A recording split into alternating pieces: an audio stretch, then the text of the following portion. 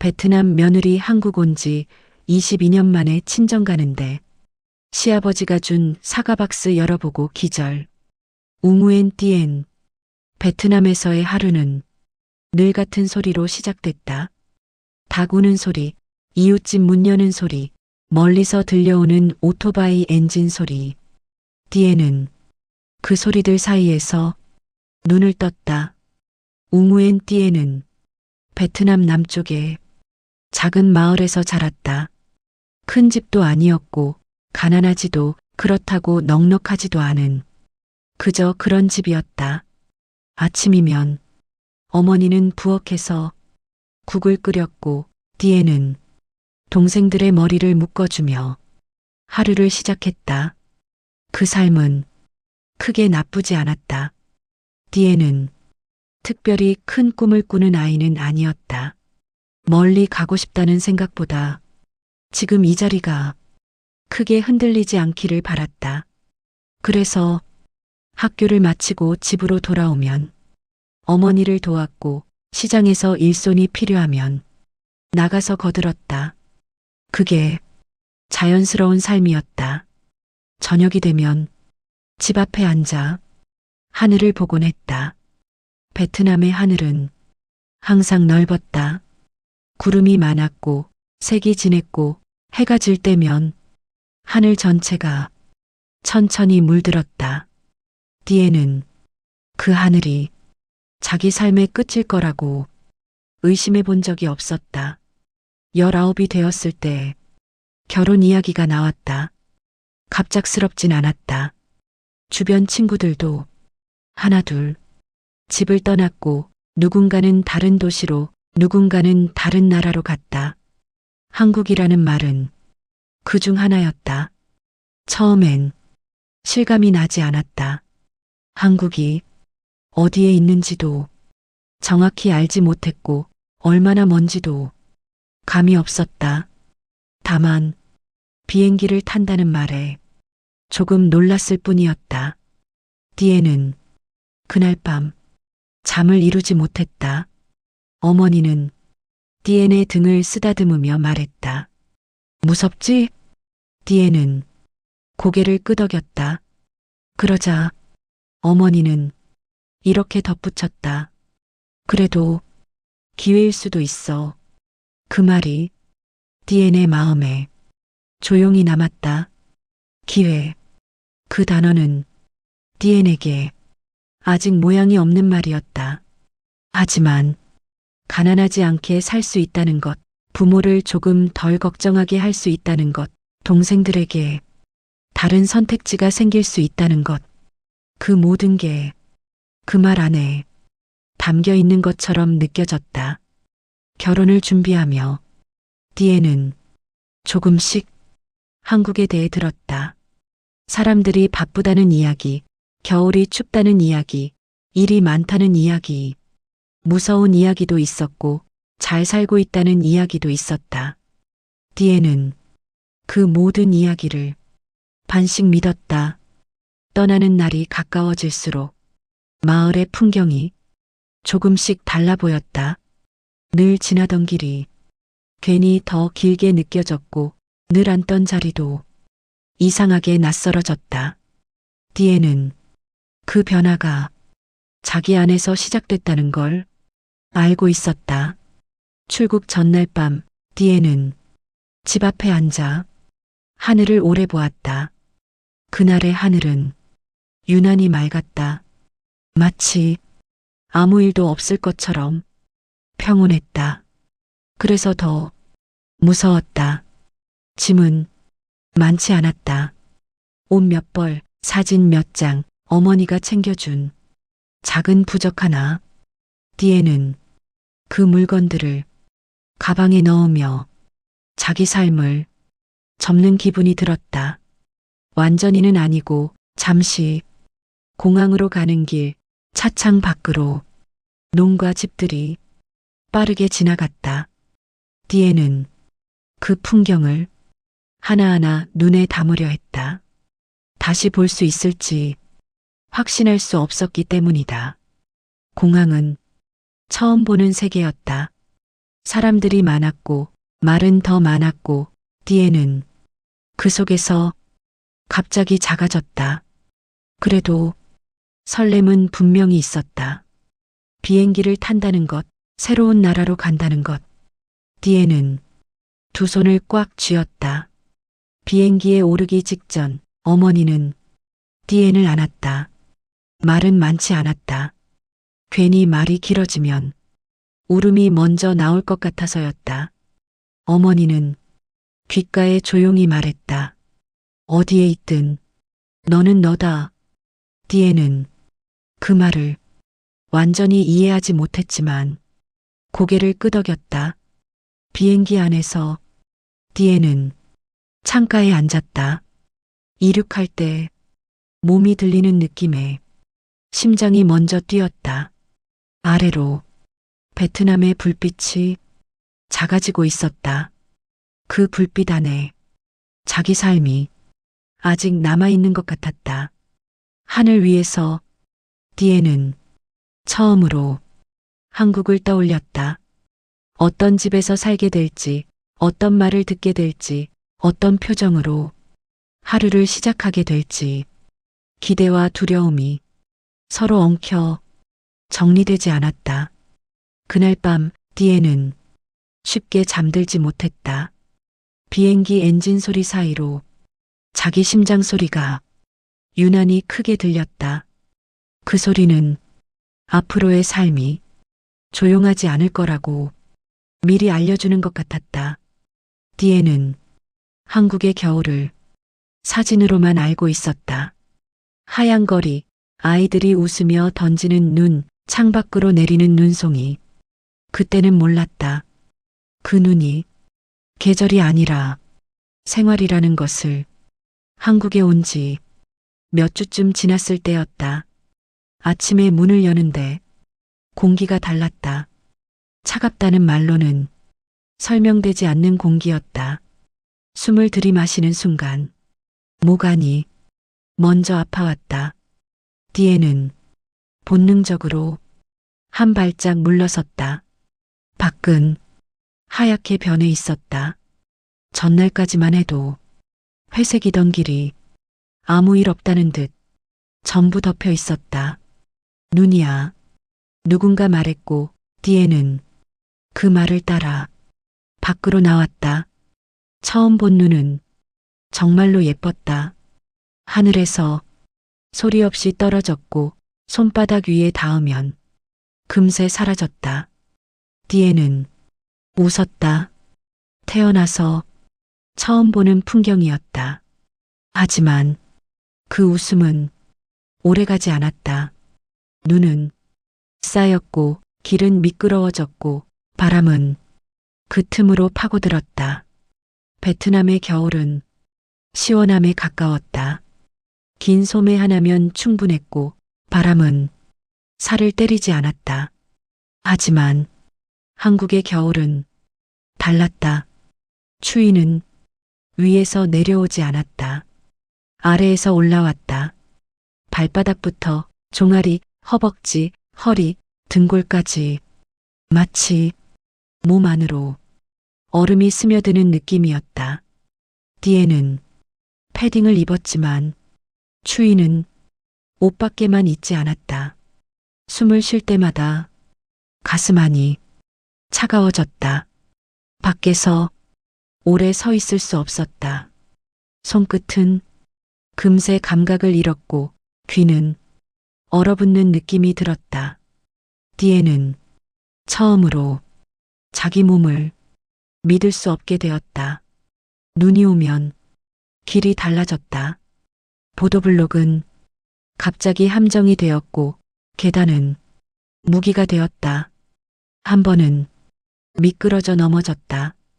크게 다치진 않았지만 바닥의 차가움이 몸 전체로 전해졌다. 그 순간 뒤에는 깨달았다. 이 나라의 겨울은 조심하지 않으면 사람을 아무렇지 않게 다치게 한다는 걸. 문제는 눈이 그치지 않는다는 것이었다. 하루 이틀이면 끝날 줄 알았다.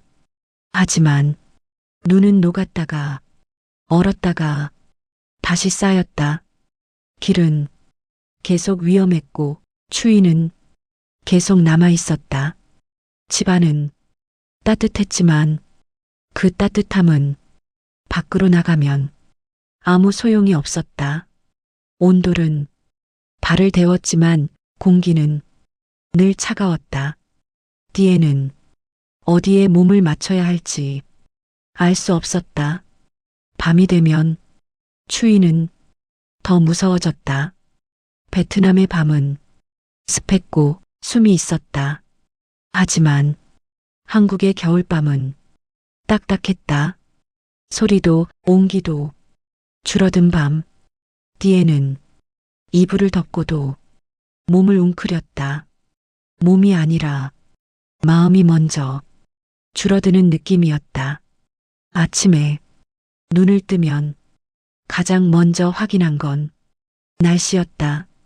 눈이 오는지 얼마나 추운지, 그날 하루가 밖으로 나갈 수 있는 날인지 아니면 버텨야 하는 날인지 결정해야 했기 때문이다. 마트에 가는 길조차 전쟁 같았다. 장갑을 껴도 손이 시렸고 비닐봉지는 금세 딱딱해졌다. 뒤에는 빨리 걷고 싶었지만 미끄러워서 그럴 수 없었다. 그때 문득 이런 생각이 들었다. 이 계절을 혼자 건너야 하는구나. 사람들은 말했다. 눈 예쁘지? 그 말에 뒤에는 고개를 끄덕였다. 설명할 수 없었기 때문이다. 눈이 예쁘다는 말 뒤에 숨은 두려움과 긴장을. 베트남에서는 비가 와도 사람들이 밖으로 나왔다. 하지만 한국의 눈은 사람을 집 안으로 밀어 넣었다. 밖은 위험했고 집은 고립되었다. 뒤에는 창밖에 눈을 보며 생각했다. 이 눈은 자기를 반기기 위해 온 게 아니라는 걸. 그저 이 나라가 원래 그렇다는 걸. 그 겨울을 지나며 뒤에는 하나를 배웠다. 한국에서의 삶은 아름다운 순간보다 견뎌야 하는 시간이 훨씬 길다는 것. 그리고 그 견딤은 아무도 대신해주지 않는다는 것. 2부 엔딩 깊은 여운. 뒤에는 눈이 쌓인 길을 보며 생각했다. 이 눈이 언젠가는 녹겠지. 하지만 그 눈이 녹기 전에 자기가 얼어붙지 않을 수 있을지에 대해서는 확신하지 못했다. 눈이 그치고 나서도 겨울은 끝나지 않았다. 눈은 사라졌지만 추위는 사람들 몸 안에 남아 있었다. 뒤에는 그걸 한국에 와서야 알았다. 눈이 내리던 날들은 집 안으로 사람을 가뒀고 눈이 녹은 뒤의 날들은 밖으로 사람을 밀어냈다. 이제는 일을 해야 했다. 버텨야 했고 움직여야 했다. 식당. 디엔이 처음 일한 곳은 동네 식당이었다. 크지 않은 가게였지만 점심시간이 되면 사람이 몰렸다. 주문은 빨랐고 말은 더 빨랐다. 물 하나 더. 반찬 리필. 이거 안 나왔어요. 디에는 모든 말을 절반쯤만 알아들었다. 그래도 멈출 수는 없었다. 멈추는 순간 가게 전체가 자기 때문에 느려지는 것 같았기 때문이다. 손은 늘 물에 젖어 있었다. 찬물, 기름기, 설거지 세제. 겨울에도 장갑을 낄 수 없었다. 접시를 놓치는 순간 깨지는 건 그릇만이 아니었기 때문이다. 한 번은 국을 나르다 손이 미끄러졌다. 뜨거운 국물이 손등에 튀었다. 화끈거렸지만 뒤에는 소리를 내지 않았다. 소리를 내면 일이 멈출 것 같았기 때문이다. 괜찮아요? 누군가 물었지만 디에는 고개를 끄덕였다. 괜찮지 않아도 괜찮다고 말하는 게 이 일의 일부라는 걸 이미 알고 있었다. 식당에서는 시간이 없다. 아프다는 말도 힘들다는 말도 점심시간이 끝난 뒤로 미뤄진다. 하지만 그 뒤는 늘 오지 않았다. 디에는 하루를 서서 보냈다.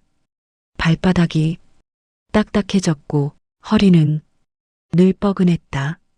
집에 돌아오면 신발을 벗고도 한참을 움직이지 못했다. 공장, 식당 일만으로는 생활이 되지 않았다. 디에는 공장에도 나갔다. 공장은 식당보다 말이 적은 곳이었다. 그 대신 소리가 컸다. 기계 소리는 사람의 말을 삼켜버렸다. 지시는 짧았고 속도는 정해져 있었다. 디에는 몸으로 리듬을 외웠다. 같은 동작, 같은 위치, 같은 시간. 하루 종일 손을 움직였다. 손목은 저릿했고 어깨는 굳어갔다. 빨리.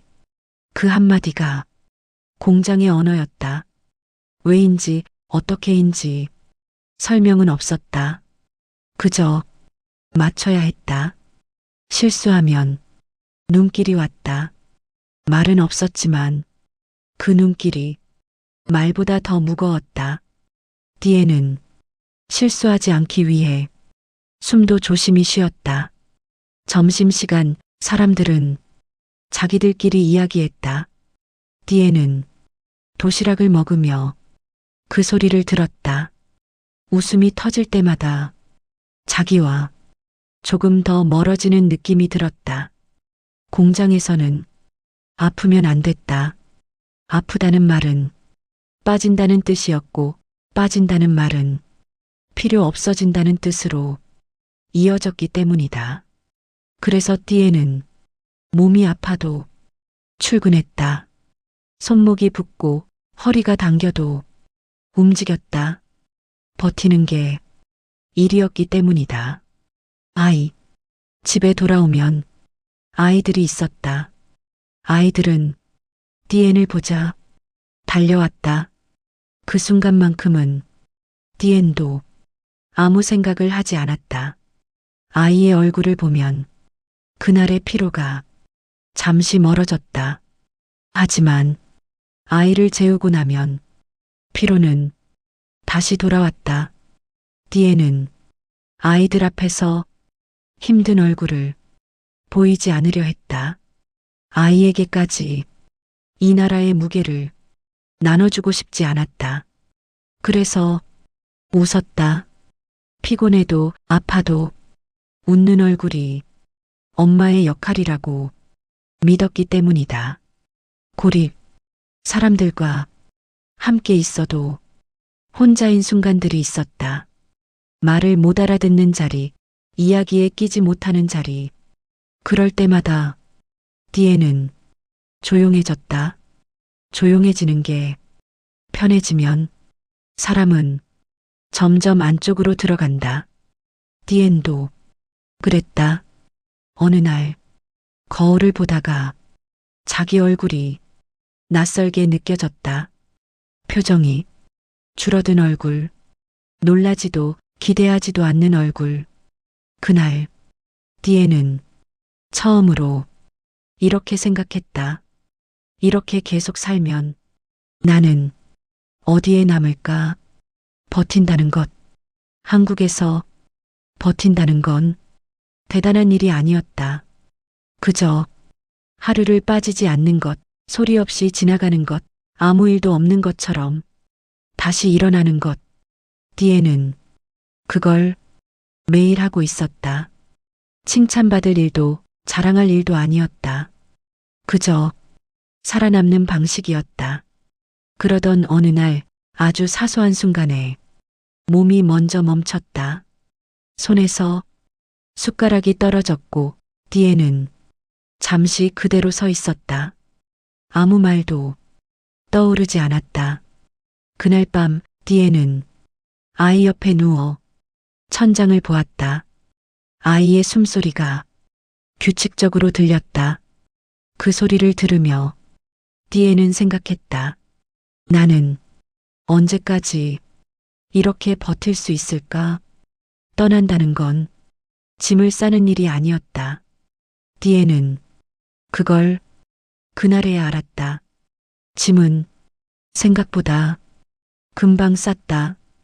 옷 몇 벌, 세면도구, 가벼운 신발 하나. 오래 고민하지 않았다. 필요한 게 적어서가 아니라 필요하다고 느끼는 감정이 이미 많이 달아 있었기 때문이었다. 가방을 닫고 나니 방 안이 괜히 넓어 보였다. 이 방에서 디에는 얼마나 많은 밤을 말없이 보냈는지 세어본 적이 없었다. 아이들 옷장 앞에 잠시 섰다. 아이들은 이번에 같이 가지 못했다. 학교가 있었고 일상이 있었고 여기에서의 삶이 아이들에게는 이미 너무 단단했다. 그 사실이 디엔의 마음을 조용히 눌렀다. 아이들은 잘 다녀와라고 말했다. 너무 자연스럽게 그 말이 디엔을 더 아프게 했다. 아이들에게 이별은 이별이 아니었기 때문이다. 아이를 안아줄 때 디엔은 괜히 등을 더 오래 쓸어내렸다. 말을 하지 않아도 몸은 자기 마음을 이미 알고 있었다. 아침 공기는 차가웠다. 겨울은 이미 끝났지만 한국의 공기는 여전히 단단했다. 디에는 현관문 앞에서 신발을 신다가 잠시 멈췄다. 이 문을 나서면 다시 돌아올 거라는 걸 알고 있었지만 그럼에도 불구하고 발걸음이 조금 무거웠다. 차에 오르자 라디오는 꺼져 있었다. 누군가 일부러 끈 것 같았다. 디에는 그 침묵이 고마웠다. 차창 밖으로 익숙한 길이 지나갔다.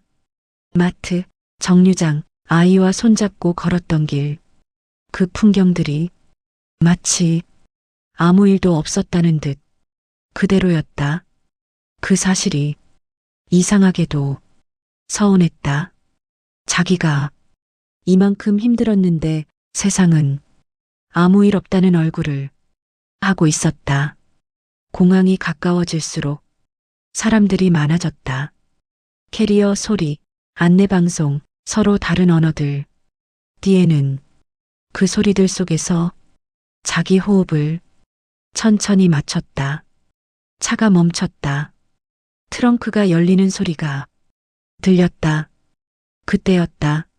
시아버지가 아무 말 없이 무언가를 꺼냈다. 낡은 사과 상자 하나였다. 디에는 그 상자를 보며 잠시 멍해졌다. 왜 하필 사과 상자인지 묻지 않았다. 이유를 묻고 싶지 않았기 때문이다.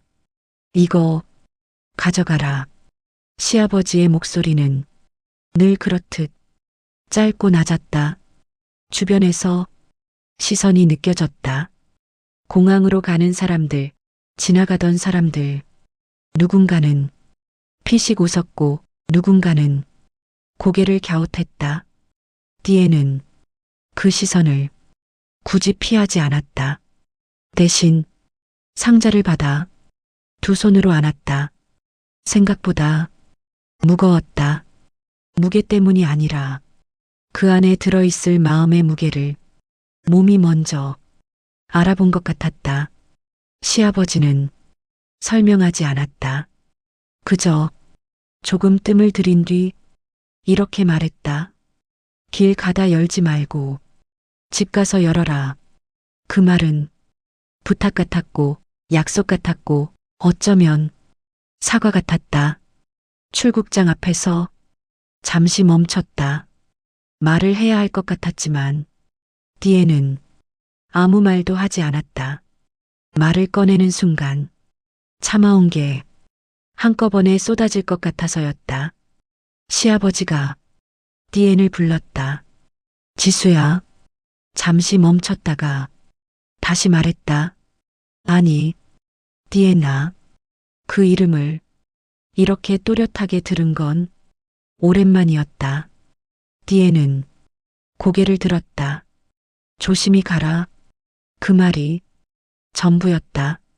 하지만 그 말 뒤에는 아직 하지 않은 말들이 많다는 걸 디에는 느낄 수 있었다. 게이트로 향하는 길, 디에는 사과 상자를 끝까지 내려놓지 않았다. 캐리어보다 가방보다 먼저 품에 안았다. 마치 잃어버리면 안 되는 무언가처럼 비행기 좌석에 앉아서도 상자는 발밑에 두지 않았다. 무릎 위에 올려두었다. 조금 불편했지만 그게 더 안심이 되었다. 비행기가 활주로를 달릴 때 디에는 눈을 감았다. 엔진 소리가 점점 커졌다. 그 소리가 자기 마음을 어디론가 밀어내고 있었다. 창밖으로 한국의 불빛이 조금씩 멀어졌다. 그 불빛 안에 자기 시간도 조금 남아있는 것 같았다. 디에는 사과 상자를 꼭 끌어안았다. 아직 열지 않았다. 열고 싶지 않았다. 아직은 이 감정을 조금 더 품고 있고 싶었기 때문이다. 사부 엔딩 폭발 직전 정지. 웅우엔 띠에는 하늘 위에서 아무 말도 하지 않았다. 사과 상자는 여전히 닫혀 있었고 그녀의 마음만 이미 먼저 고향으로 향하고 있었다. 시아버지는 항상 말이 없었다. 디에는 그걸 성격이라고 생각했다. 한국에서 처음 만났을 때도 그 사람은 인사를 길게 하지 않았다. 왔냐? 그 한마디가 전부였다. 웃지도 않았고 반기지도 않았고 그렇다고 밀어내지도 않았다. 그저 거기 있었다. 결혼식 날에도 시아버지는 앞에 나서지 않았다. 사진을 찍을 때도 손을 어디에 둬야 할지 몰라 잠시 서성이다가 그냥 내려놓았다. 사람들은 그걸 보고 말했다. 말이 없는 분이시네. 무뚝뚝하시다. 디엔도 그렇게 생각했다. 한국에서의 생활이 점점 힘들어질수록 디에는 시아버지를 더 조심스러워했다. 괜히 눈에 띄고 싶지 않았고 괜히 부담을 주고 싶지 않았다. 그 사람은 항상 묻지 않았으니까 힘드냐? 라는 말도 없었고 괜찮냐? 라는 말도 없었다. 디에는 그걸 관심 없음이라고 오해했다. 하지만 지금 생각해보면 그 사람은 늘 조금 떨어진 자리에서 모든 걸 보고 있었다. 디엔이 새벽에 일 나갈 때면 부엌불이 이미 켜져 있었다. 밥은 많지 않았지만 국은 항상 따뜻했다. 디엔은 그게 우연인 줄 알았다. 어느 날 디엔이 식당에서 넘어져 손등에 화상을 입고 돌아왔을 때도 시아버지는 아무 말도 하지 않았다. 그저 약을 식탁 위에 올려두었다. 이거 그 말이 전부였다. 디에는 그때도 생각했다. 역시 말이 없으신 분이구나. 시아버지는 돈 이야기를 입에 올리지 않는 사람이었다. 집안 사정이 빠듯할 때도 누구에게 얼마가 필요한지 묻지 않았다. 그저 자기 방 서랍을 열고 무언가를 꺼냈다. 봉투 하나, 또 하나, 뒤에는 그 봉투들이 어디서 나오는지 알고 싶지 않았다. 알게 되면 마음이 불편해질 것 같았기 때문이다. 그러던 어느 날 뒤에는 우연히 그 사람의 통장을 보게 되었다. 일부러 본 게 아니었다. 서류를 정리하다 스쳐 지나간 숫자였다. 금액은 크지 않았다. 그저 매달 같은 날 같은 금액이 빠져나가고 있었다. 뒤에는 그날 처음으로 궁금해졌다. 왜 이렇게까지 아끼지? 하지만 묻지 않았다. 시아버지는 묻는 걸 좋아하지 않는 사람이었고 뒤에는 괜히 선을 넘고 싶지 않았다. 베트남으로 가기 전날 밤 시아버지는 디엔의 방문 앞에 잠시 서 있었다. 노크를 할까 말까 망설이는 그림자였다. 하지만 결국 아무 말도 하지 않고 돌아갔다. 공항으로 가는 날 그 사과 상자가 나타났다. 낡고 촌스럽고 눈에 띄지 않는 상자. 사람들이 웃을 때도 시아버지는 아무 말하지 않았다. 변명도 설명도 하지 않았다. 길 가다 열지 말고 집 가서 열어라. 그 말은 명령 같기도 했고 부탁 같기도 했다. 그리고 그 상자가 열렸다. 돈, 그리고 편지. 그 순간 뒤에는 모든 장면이 뒤집히는 걸 느꼈다. 편지 속 문장 하나하나가 디엔의 기억을 다시 쓰기 시작했다. 내가 웃으며 버텨온 걸 나는 다 봤다. 그 문장을 읽는 순간 디엔은 부엌에 불이 떠올랐다. 새벽마다 먼저 켜져 있던 불. 친정 가서 돈 걱정 말고 부모님 손 한 번 더 잡아라. 그 문장을 읽는 순간 뒤에는 약이 놓여있던 식탁이 떠올랐다. 아무 말 없이 놓여있던 약. 사과 상자면 아무도 안 훔칠 것 같아서 그 문장에서 뒤에는 그 사람의 성격을 비로소 이해했다. 그는 보여주기 싫어했고 말하는 법을 몰랐고 대신 잃어버리지 않게 하는 법을 알고 있는 사람이었다. 뒤에는 그날 밤 편지를 여러 번 읽었다. 읽을 때마다 기억이 바뀌었다. 무심해 보였던 순간들이 전부 조심이었고 거리감이 아니라 배려였다는 걸 이제야 알았다. 뒤에는 한국으로 전화를 걸었다. 손이 떨렸다. 아버지, 잠시 정적이 흘렀다. 상자 열었어요. 전화기 너머에서 한참 동안 아무 말이 없었다. 그리고 짧은 한마디. 그래, 다행이다.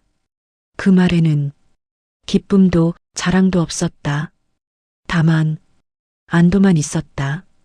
뒤에는 그제야 깨달았다. 이 사람은 고맙다는 말을 듣기 위해 그 일을 한 게 아니라는 걸, 그저 해야 할 일을 했다고 생각하는 사람이라는 걸. 그날 이후 디엔의 시선은 달라졌다. 시아버지가 신문을 접는 손, 신발을 가지런히 놓는 모습, 조용히 불을 끄는 습관까지 모든 게 말없는 방식의 사랑으로 보이기 시작했다. 뒤에는 처음으로 그 사람에게 고맙다고 말하고 싶었다. 하지만 쉽게 나오지 않았다. 그 사람은 그런 말을 어떻게 받아야 할지 모를 것 같았기 때문이다. 하지만 그날의 전화가 끝은 아니었다. 뒤에는 전화를 끊고도 한동안 그 자리에 서 있었다. 손에 남아있던 전화기의 미지근한 온기가 이상하게도 시아버지의 손처럼 느껴졌다. 말은 없었지만 여전히 거기 있는 사람의 온기. 다음 날 아침 디에는 사과 상자를 다시 열었다. 돈을 꺼내 하나하나 정리했다. 큰 돈처럼 보이지 않게, 하지만 가볍게도 보이지 않게 그 돈을 보며 디에는 처음으로 어디에 써야 할지를 고민하지 않았다. 이미 정해져 있었기 때문이다. 엄마, 디에는 부엌에서 밥을 하던 어머니를 불렀다. 어머니는 손을 닦으며 고개를 들었다. 왜? 병원. 다시 가자. 어머니는 잠시 말을 잃었다. 지난번에 갔잖아. 괜찮다 그랬잖아. 그 말은 괜찮아서가 아니라 버릇처럼 나온 말이라는 걸 디에는 알고 있었다. 괜찮은 게 아니라 디에는 숨을 고르고 말했다. 참는 거잖아. 어머니의 눈이 잠시 흔들렸다. 그날 디에는 부모를 데리고 병원으로 갔다. 예전과 달리 줄을 서는 것도 검사를 받는 것도 서두르지 않았다. 이번엔 돈을 아끼기 위해 시간을 줄이지 않았다. 의사는 아버지의 검사지를 보며 고개를 저었다. 이건 오래됐습니다. 참으신 거죠. 아버지는 습관처럼 웃었다. 다들 그렇게 살죠. 의사는 웃지 않았다. 아닙니다. 이건 살아온 겁니다. 그 말이 디엔을 조용히 무너뜨렸다. 살아온 거라는 말이 왜 이렇게 아픈지 디에는 그제야 알았다. 어머니의 차례가 왔을 때 의사는 말했다. 지금 치료하면 더 나빠지지는 않겠습니다.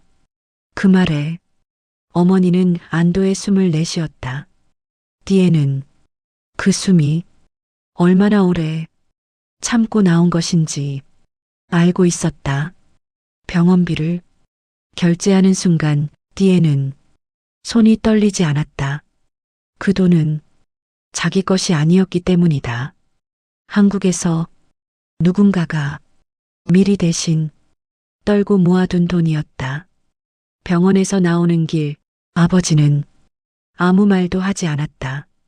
한참을 걷다가 낮게 말했다. 너 한국에서 많이 힘들었지. 그 질문은 처음이었다. 디에는 그 자리에 멈춰섰다. 그리고 처음으로 고개를 끄덕였다. 응, 많이. 아버지는 아무 말도 하지 않았다. 그저 디엔의 어깨를 툭 한 번 쳤다. 그게 아버지의 위로였다. 며칠 뒤 디엔은 집 이야기를 꺼냈다. 아빠, 이 집 너무 오래됐잖아. 아버지는 고개를 저었다. 비 안 새면 됐다. 우린 이 집으로 충분하다. 그 말이 디엔을 더 단단하게 만들었다. 아빠, 이 집은 아빠가 참아온 집이야. 아버지는 그 말을 바로 이해하지 못했다. 이제는 참지 않아도 되는 집에서 살아. 그 말에 어머니가 조용히 울었다. 소리를 내지 않았다. 울음소리가 벽에 닿으면 집이 먼저 무너질 것 같아서 집을 짓기 시작하자 마을 사람들이 하나둘 찾아왔다. 한국에서 왔다며? 돈 많이 벌었나 보네. 디에는 예전처럼 고개를 숙이지 않았다. 대신 차분하게 말했다. 벌어서가 아니라 이제 써야 할 때라서요. 공사 소리가 마을에 울릴 때마다 어머니는 부엌에서 괜히 밥을 더했다. 일하는 사람들 먹일 밥이라며 손을 바쁘게 움직였다. 그 모습이 디엔의 가슴을 먹먹하게 했다. 집이 올라가는 동안 아버지는 매일 공사장을 나갔다. 말없이 서서 벽이 쌓이는 걸 지켜봤다. 어느 날 아버지가 말했다. 이 방은 햇빛이 좋다. 그 말은 처음으로 집에 대한 기대였다. 집이 완성되던 날 어머니는 문 앞에서 한참을 서 있었다. 들어가 봐. 디엔의 말에 어머니는 조심스럽게 신발을 벗었다. 마치 남의 집에 들어가는 사람처럼 부엌에 들어선 어머니는 아무 말도 하지 않았다. 그저 싱크대를 천천히 쓸어내렸다. 그 손이 조금 떨렸다. 이제 허리 안 굽혀도 돼. 디엔의 말에 어머니는 그 자리에 주저앉았다. 그 울음은 기쁨이었고 안도였고 미안함이었다. 그날 밤 디엔은 새집 마루에 앉아 하늘을 올려다봤다. 별이 보였다. 한국에서는 좀처럼 보지 못했던 별이었다. 디엔은 그 자리에서 처음으로 확신했다. 나는 한국에서 헛되게 버틴 게 아니었구나. 그 버팀은 부모의 허리를 펴줬고 부모의 병을 늦췄고 부모의 집을 바꿨다. 그리고 무엇보다 부모의 얼굴을 바꿨다. 며칠 뒤 디엔은 한국행 비행기 표를 다시 확인했다. 이번에는 손이 떨리지 않았다. 돌아가는 길이었기 때문이다. 도망이 아니라 선택으로 돌아가는 길. 디엔은 짐을 싸며 사과 상자를 떠올렸다. 그리고 속으로 말했다. 아버지, 저 잘 쓰고 가요. 그날 밤 디엔은 부모가 새 집에서 잠든 얼굴을 보았다. 숨이 고르고 표정이 편안했다. 그 얼굴을 보며 디엔은 조용히 생각했다. 이제 내가 다시 한국으로 돌아가도 되겠다. 이제는 참으러 가는 게 아니라 살기 위해 돌아가는 거니까. 마을은 디엔이 돌아온 걸 생각보다 빨리 알았다. 소문은 언제나 사람보다 먼저 도착했다. 한국에서 왔다더라. 집을 짓는다던데 부모 병원도 다니게 했다며. 그 말들은 사실이기도 했고 사실이 아니기도 했다. 하지만 그 말들이 한 방향으로 향하고 있다는 것만은 분명했다. 예전의 띠에는 그 소문 속에서 항상 조심스러운 존재였다. 외국으로 시집간 애, 돈은 벌었는지 모르겠지만 자주 못 오는 애, 그 말들에는 늘 거리감이 섞여 있었다. 띠에는 그 시선을 너무 잘 알고 있었다. 그래서 예전에는 마을 사람들과 눈을 마주치지 않았다. 괜히 뭐라도 물어볼까봐, 괜히 비교당할까봐. 하지만 이번에는 달랐다. 집이 지어졌고 부모가 병원을 다녔고 디에는 도망치듯 숨지 않았다. 마을 우물가에서 사람을 만났을 때 디에는 고개를 숙이지 않았다. 왔네? 응, 왔어요. 그 짧은 대화가 디엔에게는 이상하게도 가벼웠다. 사람들은 조심스럽게 물었다. 한국은 어때? 힘들지 않아? 예전 같으면 디에는 늘 같은 대답을 했다. 괜찮아요. 다들 그렇게 살잖아요. 하지만 이번엔 조금 달랐다. 힘들죠. 그래도 버텼어요. 그 말은 불평도 아니었고 자랑도 아니었다. 그냥 사실이었다. 사람들은 잠시 말을 잃었다. 힘들다는 말을 이렇게 담담하게 하는 사람을 오랜만에 본 것처럼. 집 공사가 한창일 때 마을 사람들이 하나둘 찾아왔다. 구경이라는 핑계였고 확인이라는 눈빛이었다. 집이 좋네. 부모님 좋겠다. 그 말 뒤에는 항상 이어질 말이 있었다. 그래도 외국으로 가서 고생했겠지. 뒤에는 그 말을 이제는 피하지 않았다.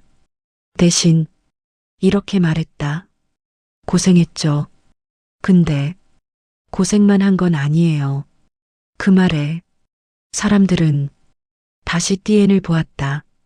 예전이 조심스럽고 눈치 보던 얼굴이 아니라 말을 고르고 자기 경험을 자기 언어로 말하는 얼굴을 어느 날 마을 아주머니 하나가 띠엔에게 물었다. 그래서 외국 시집 간 거 후회는 안 하냐? 그 질문은 아기는 없었지만 늘 무거웠다. 띠엔은 잠시 생각하다가 대답했다. 후회요? 그 선택이 좋았다고 말할 수는 없어요. 근데 제가 그 선택으로 없어지진 않았어요. 아주머니는 그 말의 뜻을 바로 이해하지 못했다. 뒤에는 조금 더 천천히 말했다. 저는 외국으로 시집 간 게 아니라 외국에서 살아온 거예요. 그 말은 마을에서 처음 들리는 말이었다. 외국으로 시집 갔다는 말은 항상 떠났다는 뜻이었지 살았다는 뜻은 아니었기 때문이다. 뒤에는 이제야 그 말을 바로잡고 싶었다. 자기가 어디로 갔는지가 아니라 어떻게 살았는지를. 어느 날 마을 아이들이 새 집 앞에서 놀다가 디엔을 보고 말했다. 이모는 한국에서 왔어? 디엔은 웃으며 말했다. 응. 근데 여기서도 살았어. 아이들은 그 말이 어렵지 않았다. 그럼 이모는 두 나라 사람이네. 디엔은 그 말에 잠시 멈췄다가 고개를 끄덕였다. 응, 그런 셈이야. 그 말은 디엔의 가슴을 이상하게도 편하게 만들었다. 부모의 표정도 달라졌다. 어머니는 마을 사람들과 이야기할 때 고개를 숙이지 않았다. 우리 딸이 병원도 다니게 해주고 집도 고쳐줬어. 그 말에는 자랑보다 확신이 담겨 있었다. 아버지는 마을 회관에 앉아 조용히 차를 마셨다. 누군가 이렇게 말하면 아버지는 짧게 대답했다. 애가 사람답게 살았어. 그 말은 아버지에게서 처음 듣는 최대의 칭찬이었다. 디에는 그제야 깨달았다. 자기가 부모에게 집을 지어준 게 아니라 부모의 체면을 되돌려준 것이라는 걸.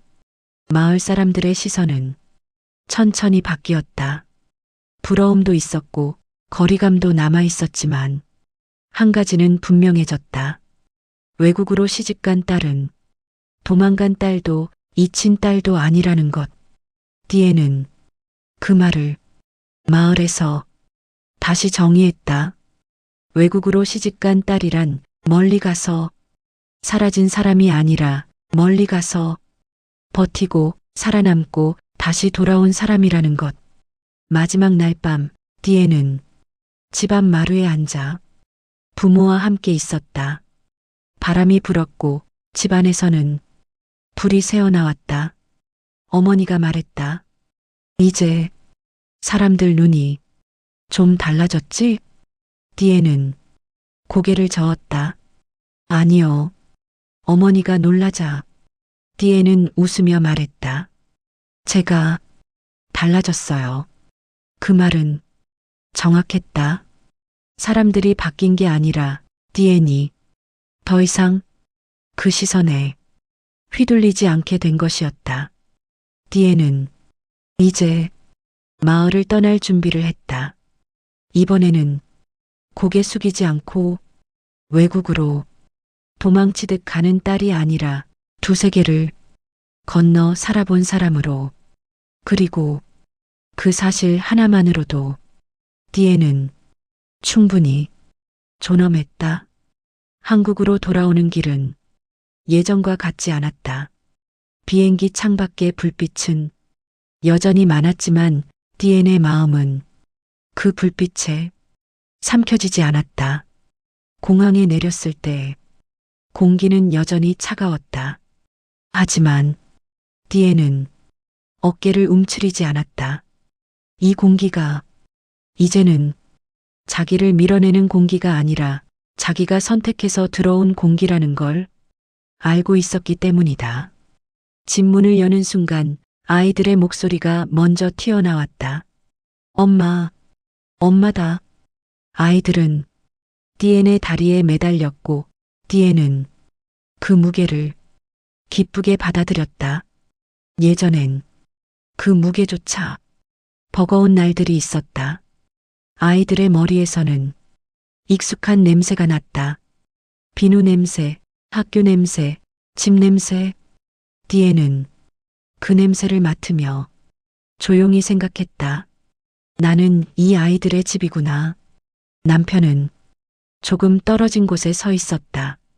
예전처럼 먼저 다가오지 않았고 예전처럼 아무 말도 하지 않았다. 그 대신 디엔의 얼굴을 찬찬히 보고 있었다. 어땠어?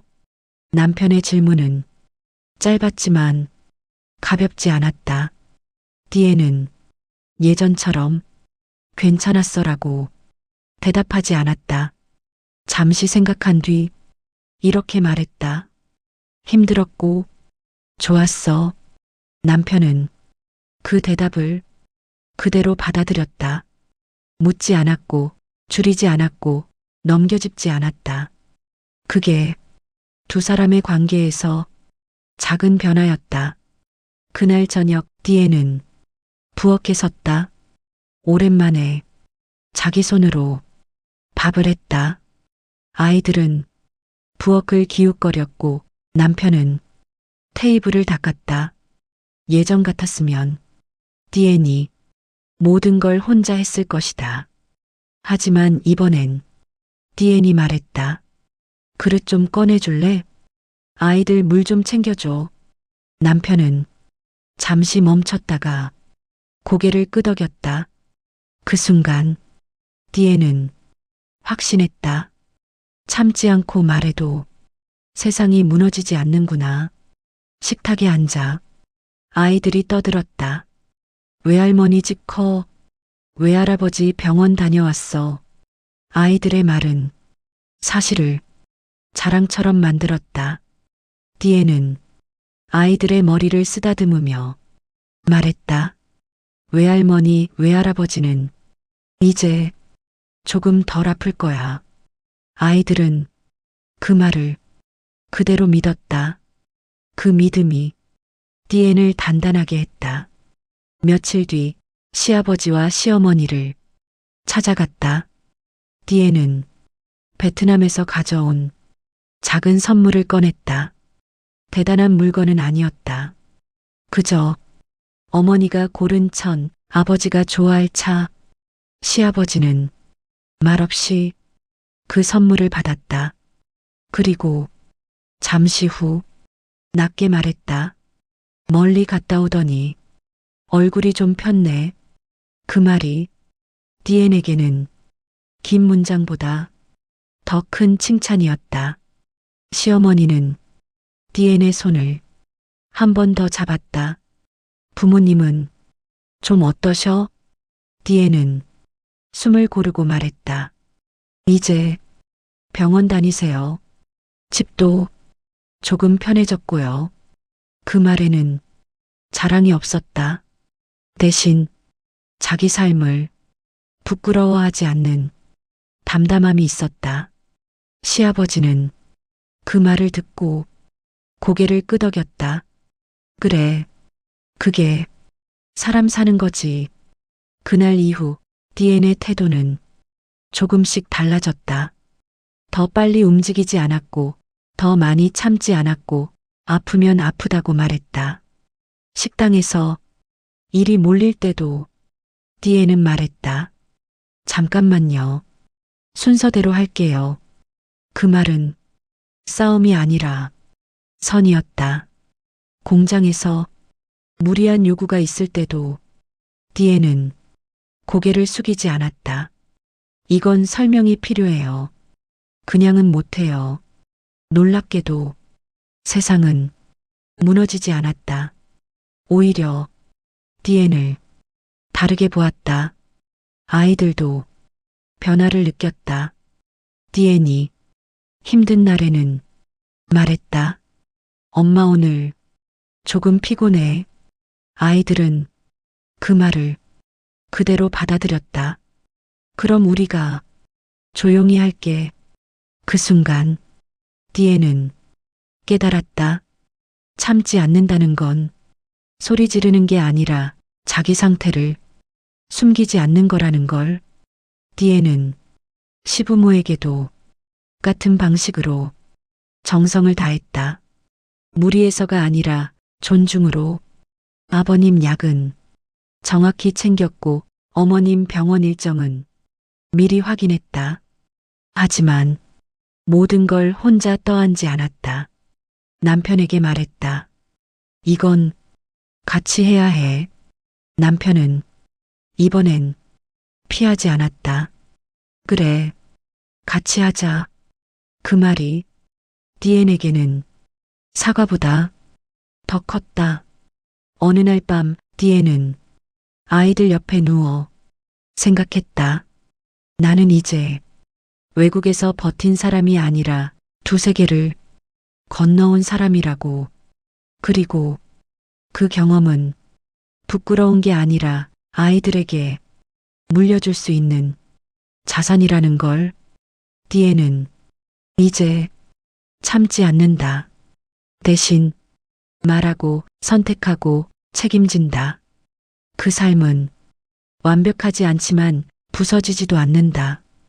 그리고 그 중심에는 자기 자신을 존중하는 마음이 단단히 자리 잡고 있었다.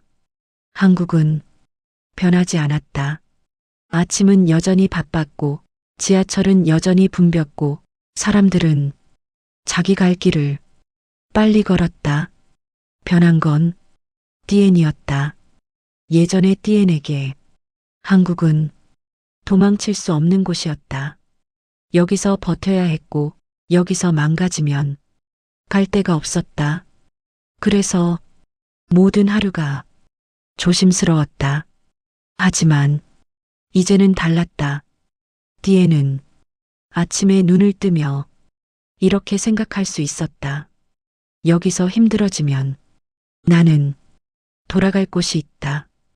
그 생각 하나가 세상을 다르게 보이게 했다. 출근길, 겨울이 아닌 계절에도 한국의 공기는 여전히 차가웠다. 하지만 디에는 그 공기를 참지 않았다. 들이마셨다. 숨을 쉬는 방식이 달라졌기 때문이다. 지하철 손잡이를 잡고 서 있을 때 사람들의 얼굴이 눈에 들어왔다.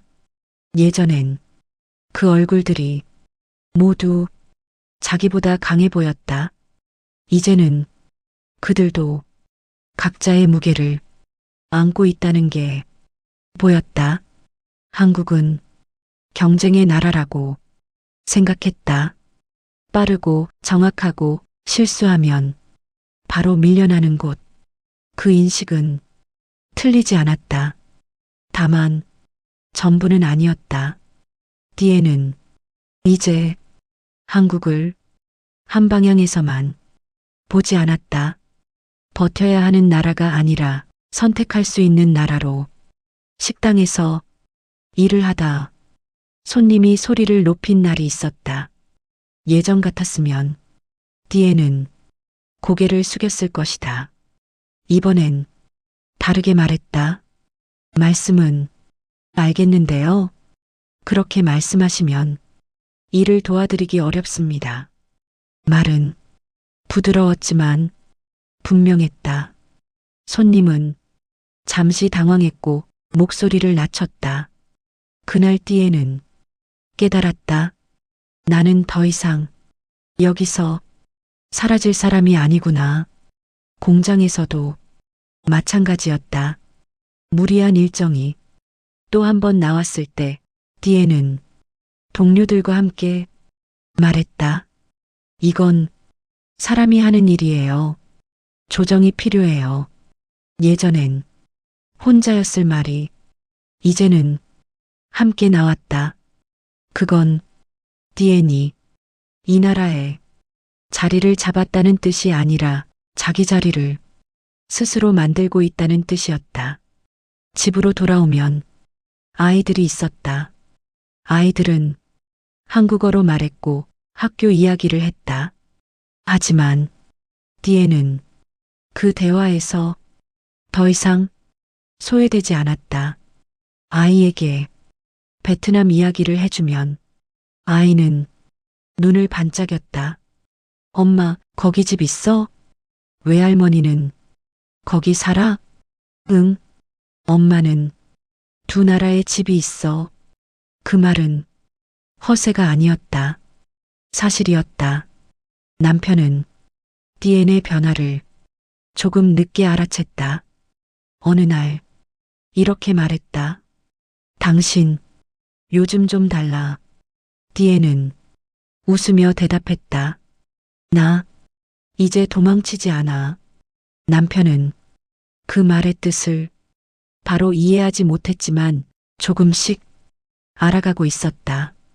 띠엔이 아프면 말하고 힘들면 쉬고 결정해야 할 때 고개를 들고 말하는 방식으로 시아버지는 여전히 말이 없었다. 하지만 띠에는 이제 그 침묵이 불안하지 않았다. 그 침묵은 지켜보고 있다는 신호였고 믿고 있다는 표시였기 때문이다. 어느 날 시아버지가 낮게 말했다. 베트남은 언제 또 갈 거냐? 띠에는 잠시 생각하다가 대답했다. 힘들어지면요. 그리고 보고 싶어지면요. 시아버지는 고개를 끄덕였다. 그래, 그럼 된다. 그 말은 허락 같았다. 여기서만 살아야 한다는 보이지 않는 규칙에서 벗어났다는 허락. 띠에는 그날 밤 지도 앱을 열어 베트남과 한국을 번갈아 보았다. 예전에는 그 거리가 벽처럼 느껴졌다. 이제는 길처럼 느껴졌다. 한국은 더 이상 띠엔을 가두는 곳이 아니었다. 베트남은 더 이상 그리움만 있는 곳이 아니었다. 두 곳 모두 띠엔의 삶이 지나간 자리였다. 띠엔은 이제 한국을 이렇게 본다. 여기는 참아야만 살 수 있는 곳이 아니라 돌아갈 수 있어서 살 수 있는 곳이라고. 돌아갈 수 있다는 건 떠나겠다는 뜻이 아니다. 오히려 여기에 머물 수 있는 힘이었다. 띠에는 이제 어디에도 갇혀 있지 않다. 한국에서도 베트남에서도. 그래서 오늘도 한국에서 산다. 참아서가 아니라 선택해서. 띠에는 이제 한국을 버텨야 할 곳으로 보지 않았다. 그리고 베트남도 돌아가야만 하는 곳으로 보지 않았다.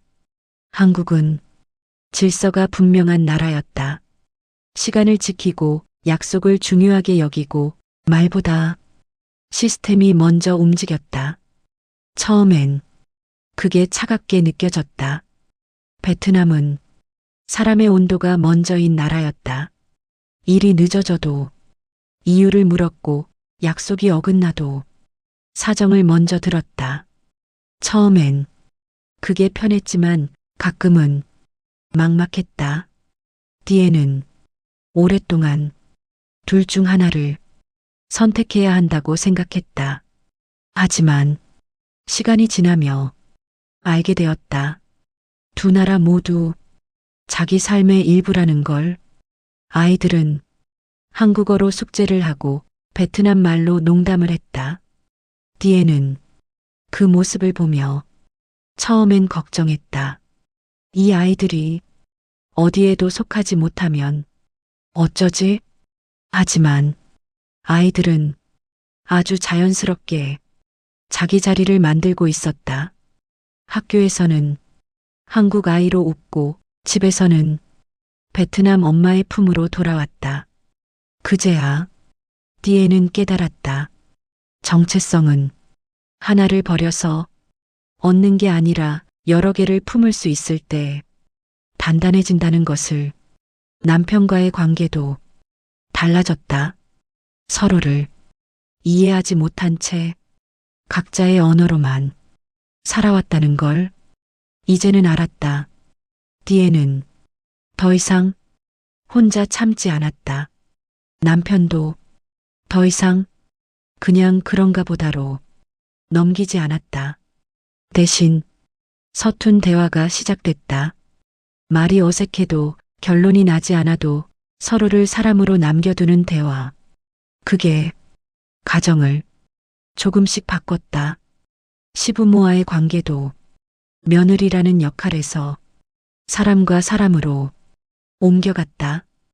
디에는 정성을 다했지만 자기를 지우지는 않았다. 그 균형을 시아버지는 말없이 지켜봤고 그 방식으로 존중했다. 디에는 이제 행복을 큰 사건에서 찾지 않았다. 아이들이 아무 말 없이 자기 옆에 앉는 순간, 남편이 오늘은 내가 할게라고 말하는 순간, 시아버지가 아무 말 없이 밥을 더 떠주는 순간, 그 사소한 순간들이 디엔의 삶을 채우고 있었다. 새로운 엔딩 사과 상자 없이. 디에는 가끔 이런 생각을 한다. 나는 베트남에서 태어나 한국에서 살고 있지만 결국 나로 살아가고 있구나. 두 나라의 문화는 다르지만 삶의 핵심은 같았다. 사람을 존중하는 것, 가족을 지키는 것, 그리고 자기 자신을 잃지 않는 것. 디에는 이제 어느 나라에서도 작아지지 않는다. 베트남에서도 한국에서도 그녀는 외국인 며느리가 아니라, 희생한 여인도 아니라 두 세계를 이해하며 자기 삶을 만들어낸 한 사람이었다. 그리고 그 삶은 조용히 하지만 분명하게 행복했다.